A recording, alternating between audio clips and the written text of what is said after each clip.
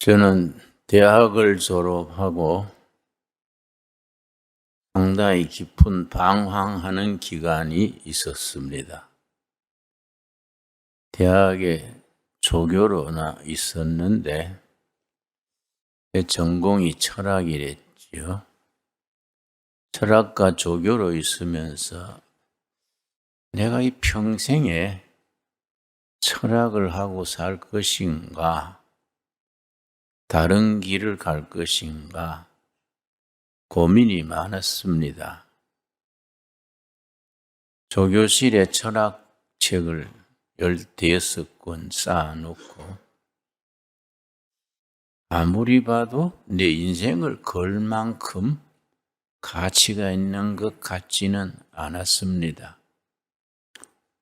독일 철학자 중에 하이데거라고 있는데 존재와 시간, 자이트 운트 자이트, 영국 철학자 러셀의 What is philosophy? 철학이란 무엇인가? 미국의 철학자들. 우리나라 철학은 주로 번역 철학이지요. 그런 책들을 쌓아놓고 내가 여기 내 인생을 걸만할 수 있을까? 갈등이 깊어져서 여름방학 시작하자마자 서울로 올라왔습니다. 서울역 뒤에 만리동이라는 고개가 있습니다. 만리동 고개 위에 소위 국민학교라는 국민학교가 있는데 그 담벼락에 앉아서 아이스케이크 장사를 했습니다. 밑바닥에서 체험을 하면서 내 인생을 던질 수 있는 진짜 값어치 있는 게 뭐인가 고민을 좀 해야겠다. 아이스케이크 장사가 돼서 소위 국민학교 담벼락에 아이스케이크 통을 놓고 앉아서 아이스케이크 2개 10원 뭐 그런 거예요. 그때 물가가 쌌으니까 2개 10원입니다. 아이스케이크 2개 10원 그러고 이제 지내면 아이들이 마칠 때 쉬는 시간에 나와서 사 먹고 길 가는 사람들도 사 먹고 그때는 또 미국에서 잉여 농산물 도와주는 강리 가루가 있습니다. 학교 학생들 영양 보충하라고 학교마다 강내의 빵을 급식을 줬습니다. 애들이 서울 애들이 강내의 빵 안 좋아하니까 그걸 타서 나오면서 아이스케이크하고 바꾸어 먹는 거지요. 그 빵 하나에 아이스케이크 2개씩 주면 아이스케이크 또 떨이가 되고 통 속에 빵이 가득 차지요. 그걸로 이제 끼니 이기고 했는데 하루는 오후 한낮에 더운데 내 나이 또래 청년이 손수레 리아카에다가 엿을 잔뜩 싣고 그 고갯길 올라오는 겁니다. 만리동 고개가 힘드니까 땀을 흘리면서 올라오길래 내 나이 또래 젊은 사람이 엿장사를 하니까 내가 조금 안쓰러워서 여보 그 힘드는데 내 옆에 와서 좀 쉬시구려. 내 아이스케이크 하나 드릴 테니까 먹으면서 좀 쉬세요. 그때 이제 그 청년이 어이 고맙수다 하고 내 옆에 이제 엿 담는 리아카를 세워놓고 내가 준 아이스케이크를 먹으면서 쉬는데 땀을 닦으면서 쉬는 거지요. 그 사람이 끌고 다니는 그 경상도 말은 방태이가 엿방태이. 그 옆에 철학책이 한 권 있었습니다. 독일 철학자 하이데거가 쓴 바스 이스트 메타피직이라고, 형이상학이란 무엇인가. 책이 얇고 예뻐요. 그 책이 옆방태 옆에 있길래 그 사람이 저걸 읽을 택은 없고 보물 장사하다가 책이 예쁘니까 빼놓은 거다 그 생각하고, 여보, 당신 저 하이데거 책 보는 거 아니지요? 근데 아시겠기 몇 개 드릴 테니까 날 주시구려. 그랬더니 그 사람이 눈이 희둥거려져 가지고, 당신이 이게 하이데거 책인 줄 어째 아세요? 그렇게 물어요. 나도 놀래가지고, 당신은 그럼 하이데거 책인 줄 알고 갖고 다니세요? 그래서 서로 놀래가지고 통성명을 해보니까 서울대학 철학과를 나와가지고 시내 여자고등학교에서 독일어 선생을 했는데, 고등학교 여학생들이 독일어에 관심이 있습니까?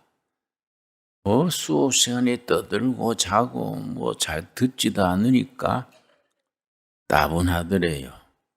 그래서 독일어 기초에 데르데스 댐댐 디데로 데르디 이 될 대로 돼버려라. 그리고 치아 버리고 자기는 부모 유산도 좀 있고 세상 체험이나 하려고 나선 것이 엿장사한다는 거예요. 그게 나하고 기가 통한 거예요. 이익이 투합한 거지요. 그래서 아시겠기 통도 옆방태이도 다 돋버리고 대포집으로 갔습니다. 대포 한잔 하면서 그 얘기를 하는데 그 친구가 그래요. 내가 왜 사는지, 어떻게 살아야 될지, 그 존재 이유와 존재 방식을 누가 나한테 가르쳐 주면 내 평생 그 사람을 주인으로 모시고 그 사람의 종노릇 하겠다.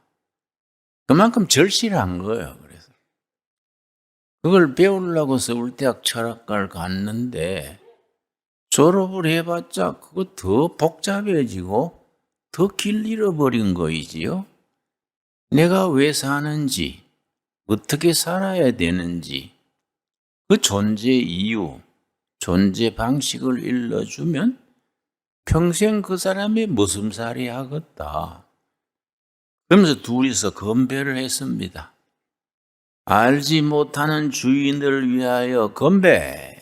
둘이서 이제 건배하고 들이키고 했는데, 내가 그런 세월을 보내다가 그 세월 1년 뒤에 살아있는 예수님을 인격으로 만나게 됐습니다.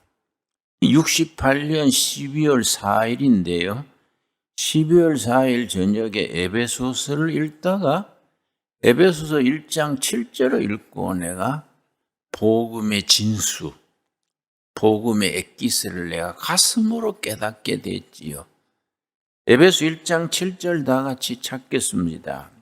나는 모태신앙으로서 어머니 태에서부터 교회 다니고 유엔주일 거쳐서 중학교 2학년 때 유엔주일 교사도 하고 고등학교는 대구 동신교회라는 데서 학생회 회장을 2년이나 하고, 보통 학생회장을 1년 하는데 난 2년 하라 그래서 2년 하고 그렇게 열심히 다녔는데 예수님과 내가 인격적으로 살아계신 예수님과 살아있는 내가 만나지를 못했어요. 그냥 교회 다니는 사람이 됐지 복음에 대한 진정한 깨우침, 깨달음이 없이 방황하고 갈등하고 헤매고 절에도 갔다가 동양의 사서오경 또 뒤적이다가 그래 헤매는 젊은 시절을 보냈는데 대학 졸업하고 2년 뒤에 내가 12월 4일 밤에 에베소 1장 7절을 읽고 지나갔는데 내 영혼 속에 헤드라이트 불빛 같은 것이 비쳤습니다. 다시 읽었지요. 두 번째 읽었을 때 내 영혼에 지진이 일어났어요. 그날 그 사건이 내 인생을 변화시킨 결정적인 순간이지요. 1968년 12월 4일 밤 11시쯤 됐을 시간입니다. 1장 7절 우리 한번 같이 읽겠습니다. 우리는 그리스도 안에서 그의 은혜의 풍성함을 따라 그의 피로 말미암아 속량 곧 죄사함을 받았느니라. 우리는 그리스도 안에서 in Christ, 헬라어로 en Christos, in Christ, 그리스도 안에서, 예수 안에서란 말이 에베소서가 6장으로 되어 있는데 예수 안에서, 그리스도 안에서, 예수 그리스도란 말이 무려 56번 반복돼요. 6장 안에 그 말이 56번 반복되자면은 얼마나 강조했겠습니까? 예수 그리스도 안에서. 그 다음 뭡니까? 그 은혜의 풍성함을 따라. 은혜란 말은 헬라어 원문으로는 카알라인데, 카알라.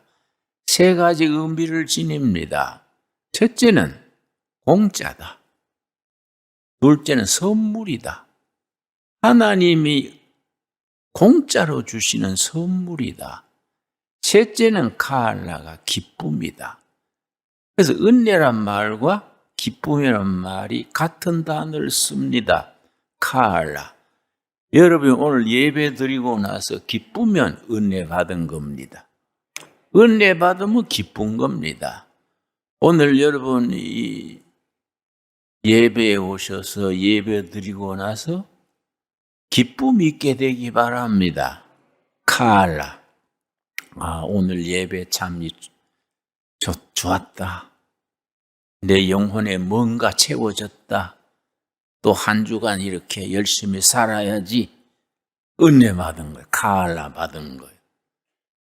그런데 그 은혜의 풍성함을 따라 그 다음 뭐라 그랬습니까? 그의 피로 말미암아 예수님의 십자가에서 흘리신 피로 말미암아. 오늘 말씀의 주제는 예수님의 피입니다.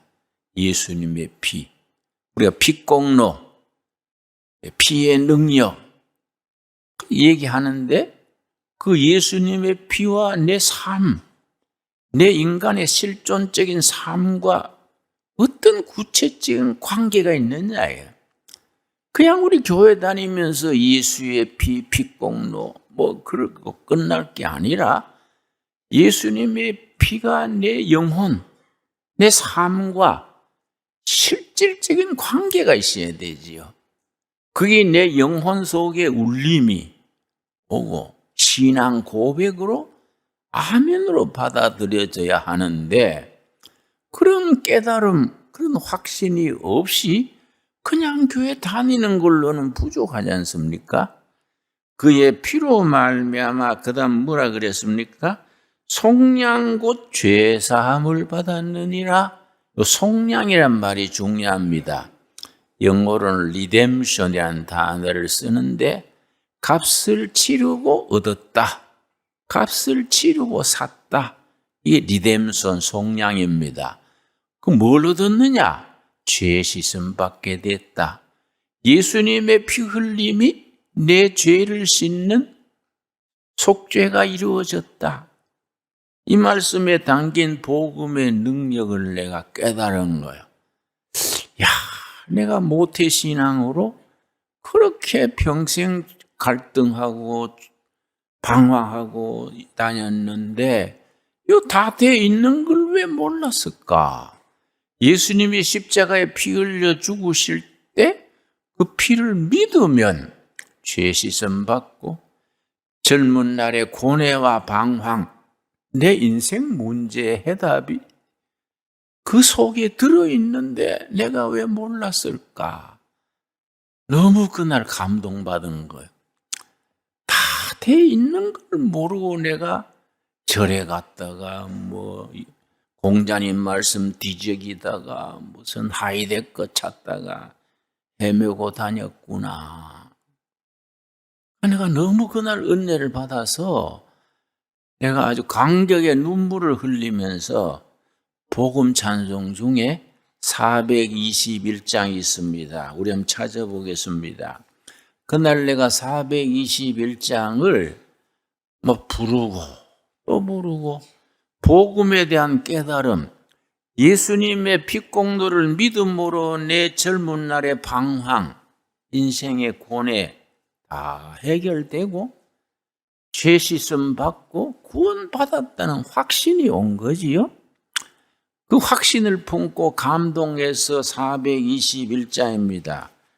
그걸 또 부르고 또 부르고 감동의 눈물을 흘리면서 불렀습니다.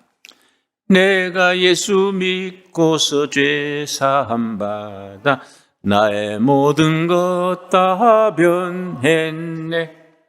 지금 내가 가는 길 천국 길이요 주의 피로 내 죄가 씻었네. 나의 모든 것 변하고 그 피로 구속받았네. 하나님은 나의 구원 되시오니 내게 정죄함 없겠네.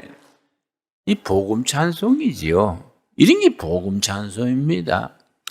이 찬송가의 영어 제목은 Everything is changed. 모든 것이 변했다. 예수님의 십자가에 흘린 피공로를 믿음으로 공짜로 속량, 죄 씻음 받고 내가 하나님의 자녀가 됐다. 너무 감동해서 그날 내가 감동의 눈물을 흘리면서 또 부르고 또 부르고. 3절. 내게 성령 임하고 그 크신 사랑 나의 맘에 가득 채우며 모든 공포 내게서 물리치시니 내 맘 항상 주 안에 있도다. 나의 모든 것 변하고 그 피로 구속받았네. 하나님은 나의 구원 되시오니 내게 정죄함 없겠네. 그런데 내 인생이 변했어요. 그 다음날 미국 유학 가려고 수소 가던 서류를 몽땅 쓰레기통에 던져 뿌리고 신학을 갔습니다. 내 인생의 가장 위대한 선택이지요. 내 인생을 정말 빛깔나게 했는 정말 멋진 순간입니다. 여러분, 우리가 피공로 예수님의 피의 복음 그러는데 그 피가 내 내 영혼, 내 삶과 구체적인 관계가 있어야 되지요. 그렇지요?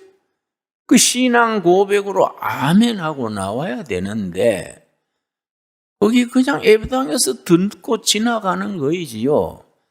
여러분, 창세기 4장 1절 보겠습니다. 창세기 1장. 그래서 구약에서부터 요한계시록까지 예수님의 피 얘기는 계속 나오지요. 우리가 늘 그 얘기 들으면서 신앙생활합니다. 창세기 4장 1절 말씀. 인류의 조상이 하나님의 말씀에 불순종함으로 에덴 동산에서 추방이 되어서 이제 추방돼서 나와서 이제 신락원 추방이 돼서 속세로 나왔습니다. 4장 1절. 아담이 그 아내 하와와 동침하매 하와가 임신하여 가인을 낳고 이르되 내가 여호와로 말미암아 득남하였다 하니라. 에덴 동네에서 추방된 뒤에 인류가 맨 처음 한 것이 자식 낳아 키우는 겁니다. 어떤 자매님이 자녀를 4명을 키우는데 아이고 얼른 애들 키워놓고 하나님 일해야지요. 그러길래 내가 자매님 그거 생각이 안 좋습니다. 자녀 키우는 것이 하나님의 일이에요. 안 그렇습니까? 자녀 넷을 잘 길러서 하나님의 자녀로 기르는 것 자체가 하나님의 일인데 얼른 키워놓고 하나님 일해야지요. 그건 생각이 초점이 좀 안 맞지 않습니까? 그런데 가인이라는 아들 낳고 아벨이라는 아들, 2 아들을 낳았는데 비극이 시작된 겁니다. 형 가인이 동생 아벨을 죽였습니다. 그것도 왜 죽였느냐? 누가 하나님을 더 잘 섬기느냐? 종교적인 열심이 질투심을 일으켜서 인류 역사의 첫 살인 사건이 났습니다. 자, 3절 말씀, 4장 3절 말씀. 세월이 지난 후에 가인은 땅의 소산으로 제물을 삼아 여호와께 드렸고 아벨은 자기도 양의 첫 새끼와 그 기름으로 드렸더니 여호와께서 아벨과 그의 제물은 받으셨으나 가인과 그의 제물은 받지 아니하신지라. 하나님이 불공평하신 것 같아요. 형 가인은 농사 짓는 사람이라 곡식으로 제사 드렸고 동생 아벨은 양치는 사람이라 양으로 피 흘려서 제물을 드렸는데 하나님께서 형의 제물은 안 받으시고 동생 제사는 받으신 겁니다. 가인이 화가 나서 동생을 질투심으로 들에서 죽였지요. 첫 살인 사건입니다. 여기에 대해서 해석이 많습니다. 왜 가인의 제사는 안 받으시고 아벨의 제사는 받으셨을까? 거기에 대한 해답이 히브리서 11장 믿음장이라 그러지요. 믿음장에서 이 사건에 대해서 해석을 했습니다. 아벨 동생 아벨은 하나님이 기뻐하시는 제물로 하나님이 기뻐하시는 제사를 지냈고 형 가인은 하나님이 기뻐하는 제물이 아니었다. 제물이 말한다. 제물. 그건 무슨 뜻입니까? 그래서 초대교회에서부터 성경을 해석해온 역사에서 아벨의 제사와 가인의 제사가 뭐이 다르냐? 이걸 우리가 복음적으로 이해를 해야 합니다. 예수님의 피와 관계가 있는 거지요. 동생 아벨은 양을 잡아서 피 흘리는 제사를 지냈는데 형 가인은 자기 생각대로 그걸 자기의 사람의 의라 그래요.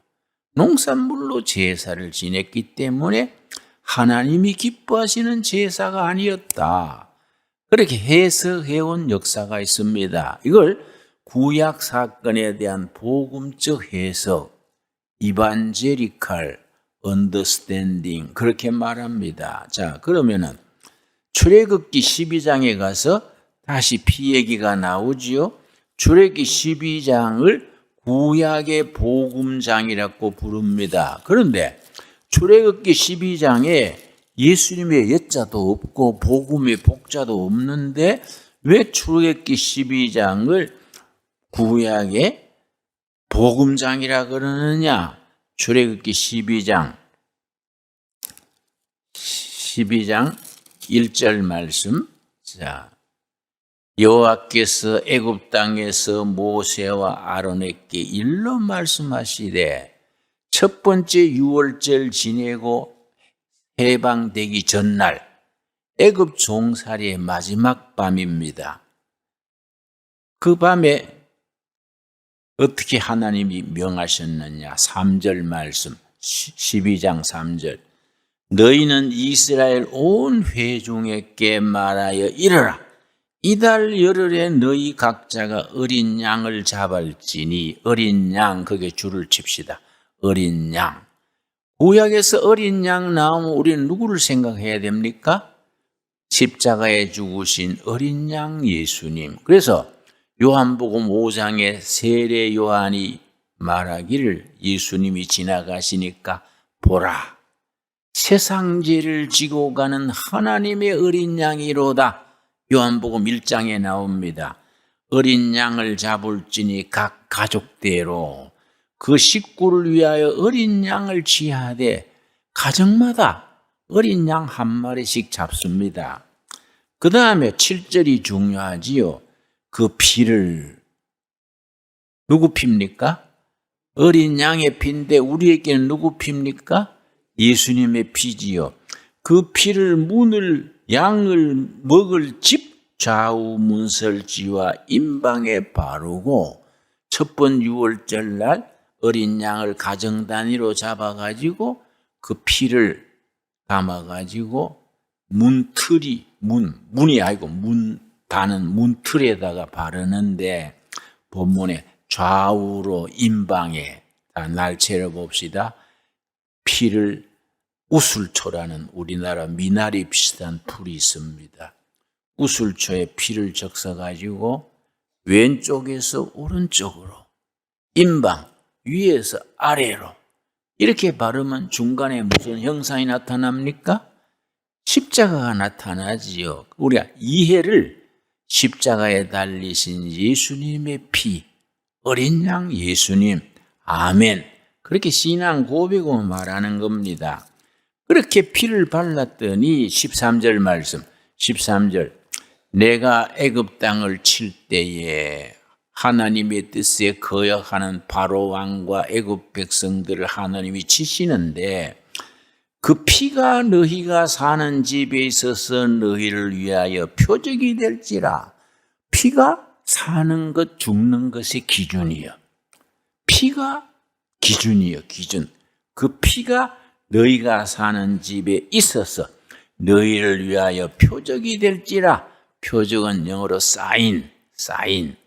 자동차 타고 가다가 빨간 등 켜지면 차가 서지요? 그 표적이요, 사인이요. 피가 사인이 될지라. 내가 피를 볼 때 너희를 뭡니까? 넘어가리니. 그 6월절입니다. 6월은 넘어갈 유자입니다. 그 영어로 6월절을 The day of Passover. 위로 넘어갔다. Passover. 뭐이 넘어갔습니까? 죽음이 넘어갔습니다. 문지방에 피가 있는 집은 죽음이 넘어갔습니다. 뭘 보고 넘어갔습니까? 피를 보고 넘어갔습니다. 그 피가 출애기 12장에서는 어린 양의 피지만은 우리에게는 누구 피입니까? 예수님의 피를 보고 죽음이 넘어가는 겁니다. 아멘 하십니까? 그럼 구원받았다. 본어게인 거듭났다. 속량 곧 죄사함을 입었다. 그렇게 우리가 영적으로 우리가 깨닫게 됩니다. 피를 볼 때 너희를 넘어가리니 재앙이 너희에게 내려 멸하지 아니하리라. 여러분, 이 피가 왜 그렇게 중요하냐? 어떻게 양의 피가 뭐 그래 중요하냐? 히브리서 9장 22절 오늘 읽은 본문 말씀입니다. 여러분, 교회를 다니면서도 복음의 엑기스, 복음의 그 팩트를 우리가 가슴으로 깨닫지 못하면은 교회는 다니는데 복음적인 확신이 없이 그냥 왔다 갔다 하면서 세월이 지나는 겁니다. 히브리서 9장입니다. 자, 신약 구약이 예수님의 피로 다 연결이 되어 있는 한 권의 구원의 책인데 히브리서 9장 우리 천천히 찾겠습니다. 히브리서 여러분 평소에 성경 잘 안 찾으니까 히브리서가 어디쯤 있는지 잘 몰라서 더듬는 분이 많습니다. 히브리서 찾는데 창세기부터 시작하면 언제 히브리서 도착하겠습니까? 히브리서 9장 22절 찾았습니까? 자, 신약 성경 362페이지 9장 22절 우리 한 음성으로 한번 같이 읽겠습니다. 율법을 따라 그의 모든 물건이 피로서 정결하게 되나니 피 흘림이 없은즉 사함이 없느니라. 율법은 하나님이 이스라엘 백성들에게 주신 율법이지요.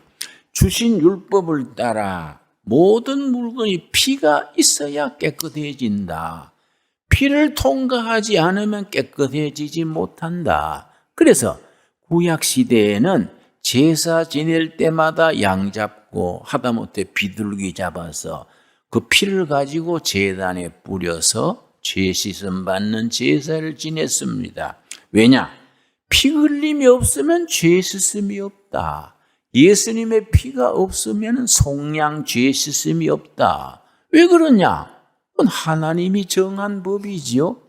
하나님이 정한 법이기 때문에 하나님한테 물어봐야 되지요. 그 누가 나한테 목사님 왜 피 흘림이 있어야 죄 씻음 받는다고 왜 그럽니까? 그래서 나도 모르겠어. 천국 가서 물어보자. 다른 대책 없지요? 하나님이 정한 법이라 그래서 하나님의 의라 그래요. 하나님의. 그런데 우리는 교회 다니면서도 하나님의 의가 아니고 사람의 생각, 사람의 의를 가지고 접근하니까 해답이 안 나오는 거지요. 그래서 모든 물건이 피로써 깨끗하게 된다. 피 흘림이 없으면은 죄 씻음이 없다. 하나님이 정한 법인데 구약 시대는 그걸 위해서 제사 지낼 때마다가 짐승 잡았지요. 내가 죽으면 안 되니까 내가 죽는 대신에 내 대신에 소가 죽고 양이 죽고 비둘기 죽었지요. 대신 죽었다. 그래서 속죄. 대신 죽었다. 속량. 자, 12절 말씀. 히브리서 9장 12절 말씀. 자, 11절부터 읽습니다. 그리스도께서는 장래 좋은 일의 대제사장으로 오사. 히브리서의 주제가 대제사장 되신 예수님. 히브리서의 주제입니다. 대제사장으로 오사. 손으로 짓지 아니한 곧 이 창조에 속하지 아니한 더 크고 온전한 장막으로 말미암아 사람이 우리가 건축한 신광두레교회 교회당이 아니고 하나님이 지으신 성전, 하늘나라 성전, 그로 말미암아 12절 염소와 송아지의 피로 하지 아니하고 구약 시대에는 염소 잡고 송아지 잡고 비둘기 잡아서 속죄 제사 드렸는데 그게 아니다. 오직 누구 피로? 자기의 피로. 자기가 누굽니까? 예수님의 피로. 이 땅에 오신 하나님 예수의 피로 영원한 속죄를 이루사 단번에 성소에 들어가셨느니라. 그래서 복음이지요. 구약과 신약의 차이가 뭡니까? 구약은 제사 드릴 때마다 소 잡고 양 잡고 해서 죄 씻는 제사 지냈는데 신약에 와서 예수님이 한 번에 끝낸 거죠. 내가 십자가의 죽음으로 앞으로는 양 잡고 비둘기 잡고 할 필요 없다. 내가 한 번 피 흘림으로 나를 믿는 자는 누구든지 하나님의 자녀가 되고 죄 씻음 받게 되는 것이다. 여러분 이해가 갑니까? 일단 뭐를 이해해야 돼요?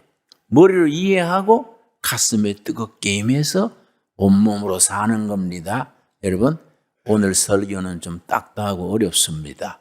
그러나 복음에 애끼으니까 정신 바짝 집중해서 들어야 됩니다. 과거에는 염소와 황소의 피로 했는데 그건 구약시대라. 예수님이 한 번 제물로 끝냈다. 십자가에 한 번 피 흘려 죽음으로 구약시대 제사는 폐지요. 폐지. 내 피를 믿는 자는 다 하나님의 자녀 되도록 내가 하나님이 정한 겁니다. 자, 그 다음에 13절 말씀. 13절. 염소와 황소의 피와 및 암송아지의 죄를 부정한 게 뿌려 그 육체를 정결하게 하여 거룩하게 하거든. 구약을 말합니다.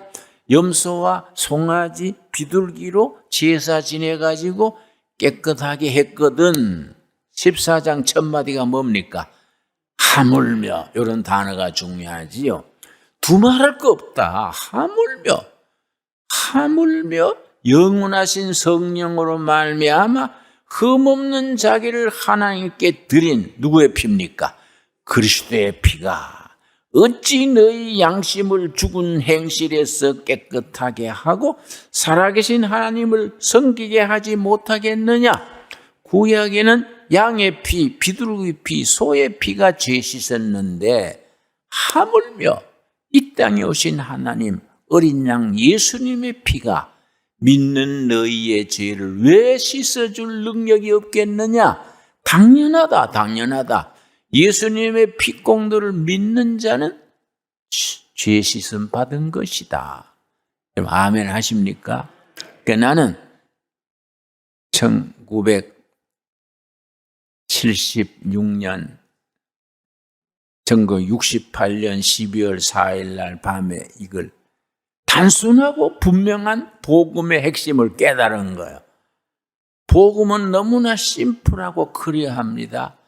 복잡하지 않아요. 여러분, 내가 독일어가 짧아가지고 칸트 책이 읽었는데 칸트가 어렵게 썼습니다.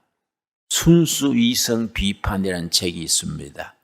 크리틱 데아 라인엔 베아눈푸트라고 순수 이성 비판. 어떻게 어렵게 썼는지 독일어 사전 듣고 하루 종일 꿍꿍 앓았는데 3페이지밖에 못 읽었어요. 그래가 또 읽고 몇 분 읽어보니까 별거도 아니요. 별거도 아닌 걸 꽈배기처럼 꽈놨어요. 그래서 내가 에이씨 칸트인가 뭔가 꽈배기 은사가 있냐 뭐 단순하게 말하면 될 긴데 왜 이렇게 꽈놨을까. 그런데 그때 성경을 읽으니까 너무 유치한 거예요. 뭐 예수님이 물 위로 걸어가셨다. 아이 뭔 자기가 잠수함이건데 물 위로 걸어가냐. 응? 아 갈멜산에 불이 떨어졌다. 에이 비 오는 날 천둥 번개 치는 거 바꿨지. 그런 생각이 들지요. 믿음이 없으면 성경이 황당해요. 안 믿어지는 겁니다. 그랬는데 내 이 말씀의 복음을 깨닫고 보니까 칸트 이거는 인간의 의요. 괜히 어렵게 복잡하게 꽈놨지요. 하나님의 복음은 너무나 단순하고 너무나 명확하고 십자가에 예수님의 피 흘린 것이 너 위에 흘린 거다. 그걸 믿어라. 믿으면 속량 곧 죄사함 먹게 된다. 이 복음의 엑기스지요. 그래서 피 흘림과 속죄란 것은 하나로 연결이 되어 있는 겁니다. 이 복음에 하나님이 우리에게 주신 이치를 깨달아야 돼. 아멘 감사합니다. 그래서 찬송 부르면서 우리가 감사한 생활을 하는 것이 복음을 누리는 삶이지요. 우리가 예수님의 빛공로를 믿음으로 젊은 날의 방황, 고뇌, 상처, 아픔 다 벗어나서 예수님의 피 때문에 행복해지는 거예요. 아, 감사하다. 새 사람이 됐구나. 이 복음의 능력으로 심바람나게 살아야지. 그리고 내가 받은 이 기쁨을 주위에 나누어야지. 이 신앙생활 아닙니까? 우리 신강두레 교회 성도님들은 복잡하고 어려울 거 없어요. 복음은 너무나 심플 앤드 클리어. 단순하고 확실한 겁니다. 십자가의 도를 깨닫고 감사를 누리는 귀한 성도들이 되어지기 바랍니다. 기도하겠습니다. 하나님 감사합니다. 예수님이 오신 성탄절이 가까워 옵니다. 예수님이 오셔서 어린 양으로 피 흘려 죽으신 그 이치를 깨달아서 예수님의 핏공로를 믿음으로 죄사함 받고 방황과 고뇌와 모든 상함을 끝내고 주님 은혜 안에 감격하며 복음을 누리며 찬양하며 살게 하심을 감사드립니다. 이번 2022년 성탄절은 예수님의 그 핏공로를 믿음으로 감사하고 감동하고 찬양하는 복된 하루하루를 보내게 하여 주시옵소서. 그리하여 그 복음의 신앙으로 2023년은 멋진 해를 맞게 하여 주시옵소서. 예수님 이름 받들어 기도드렸사옵나이다. 아멘.